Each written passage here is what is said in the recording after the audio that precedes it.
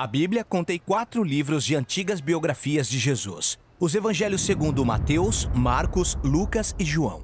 Embora muitas pessoas conheçam as histórias sobre Jesus e seus ensinamentos, esses livros nos oferecem muito mais quando os lemos do início ao fim e vemos como eles ligam a história de Jesus à narrativa geral bíblica.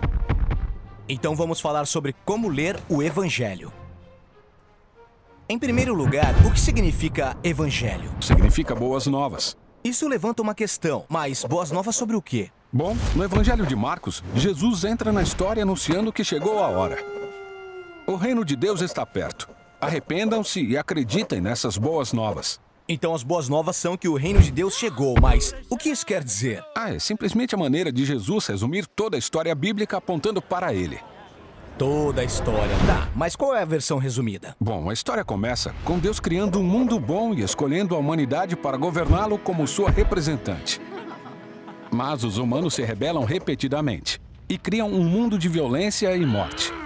Ah, isso é um problema. Mas Deus quer fazer as coisas funcionarem. Ele escolhe Abraão e sua família para reiniciar o projeto.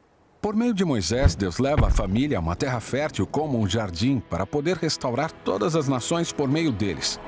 Certo, Israel se torna um reino com reis extraordinários como Davi, mas também acaba se rebelando e isso leva o povo à ruína. Mas os profetas de Israel diziam que Deus não tinha desistido, que ele viria restaurar Israel pessoalmente para que a sua paz e justiça pudessem se espalhar por todas as nações e por toda a criação. Essa esperança era chamada de o reino de Deus. E foi isso que Jesus disse que estava trazendo a Israel. Sim, as boas novas de Jesus se referem ao reino de Deus, que é a nova criação chegando para restaurar a parceria entre a humanidade e Deus no governo do mundo. É por isso que o Evangelho tem tantas histórias que mostram Jesus livrando pessoas da morte e da doença, junto com todos os seus ensinamentos sobre ser generoso com os pobres, perdoar e amar os nossos inimigos. Ele estava convidando as pessoas a viverem no novo mundo de Deus. Exatamente. Este é um dos principais objetivos do Evangelho. Mostrar como Jesus está cumprindo toda a história bíblica.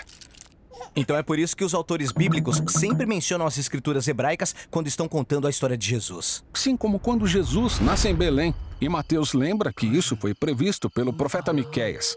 Ele cita diretamente Miqueias.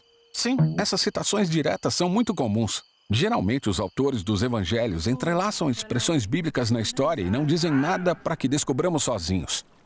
Como quando Jesus é batizado e Deus anuncia dos céus: Tu és meu filho querido, e me dás muita alegria.